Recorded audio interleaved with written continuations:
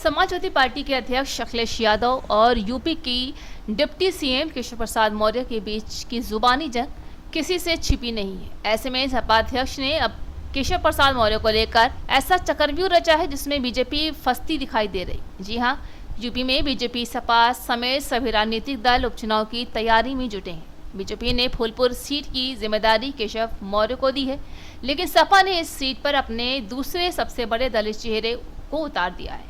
केशव मौर्य और अखिलेश में तल्खी के बीच सपा अध्यक्ष ने फूलपुर सीट के लिए अपने दलित नेता इंद्रजीत सरोज को प्रभारी नियुक्त किया है, जबकि बीजेपी की ओर से इस सीट को जिताने की जिम्मेदारी केशव प्रसाद मौर्य के कंधों पर है।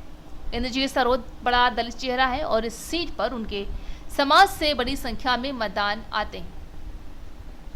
वो इंद्रजीत सरोज का इस इलाके में खासा प्रभाव है। अगर वो इन मतदाताओं को सपा के पक्ष में लाने में कामयाब हो जाते हैं तो केशव प्रसाद मौर्य की बड़ी मुश्किल खड़ी हो सकती है।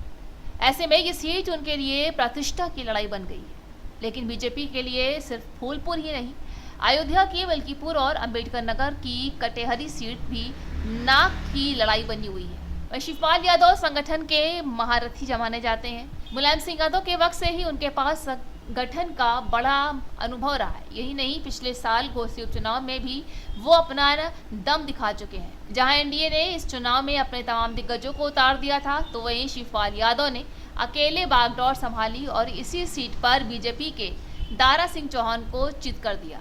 ऐसे में शिवपाल यादव और सीएम योगी आदित्यनाथ की टक्कर भी देखने लायक हुई।